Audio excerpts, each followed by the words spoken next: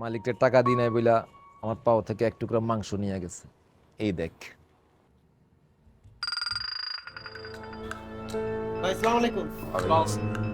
ভাই পোলাই তো বহুত ঝামেলা করতেছে, কয় কালেকশনের টাকা পয়সা কিছুই দিব না।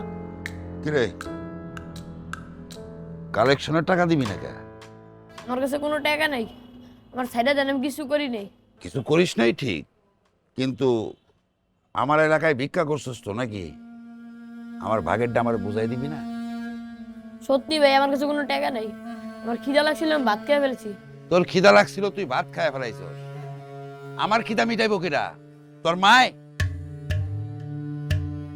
এই চোখ নামা, চোখ সবসময় নিচের দিকে রাখ।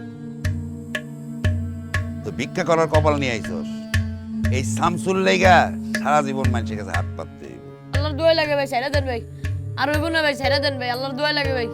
শোন, তুই একটা কথা জীবনে বহুত শুনবি, আজকে থেকে অভ্যাস করে ফেলা।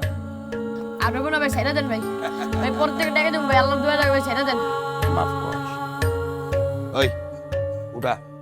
আল্লাহর দোয়া লাগে ভাই, সাইডে দেন ভাই, আল্লাহর দোয়া লাগে ভাই, সাইডে দেন ভাই, দোয়া লাগে ভাই, ভাই সাইডে দেন ভাই, ভাই আল্লাহর দোয়া লাগে ভাই, আজকে লাগে সাইডে দেন ভাই, পরে টাকা দিব ভাই, ভাই পরে টাকা দিব ভাই, আল্লাহর দোয়া লাগে ভাই, ভাই আল্লাহর দোয়া লাগে ভাই। এই এনতে এক পোয়া মাংস কেটে দরজার বাইরে ঝুলাই রাখ, যাতে সবাই দেখে বোঝে যে শামসু ভাইয়ের কালেকশনের টাকা না দিলে পরিণতি কি হয়। আল্লাহর দোয়া লাগে এবার ভাই, মাফ করে দেন ভাই, ভাই আর হইব না ভাই, পরে টাকা দিব ভাই, ভাই।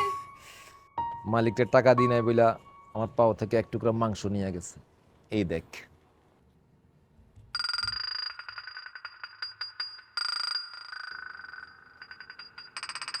এখনো মাঝে মধ্যে ব্যথা করে। এই শহরের নিয়মটাই এমন, ভিক্ষা করাও মাগনা না, অনুমতি লাগে। এই জাহাঙ্গীরে কালেকশনের টাকা দেওয়ান লাগে, নাইলে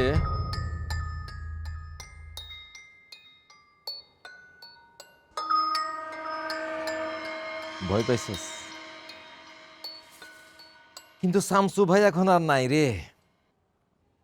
ওই এক টুকরা মাংসের বিনিময়ে পুরা কলজাটা নিয়ে এনেছি তার। ফকির হইলেও আমার চোখ ছিল সবসময় উপরের দিকে।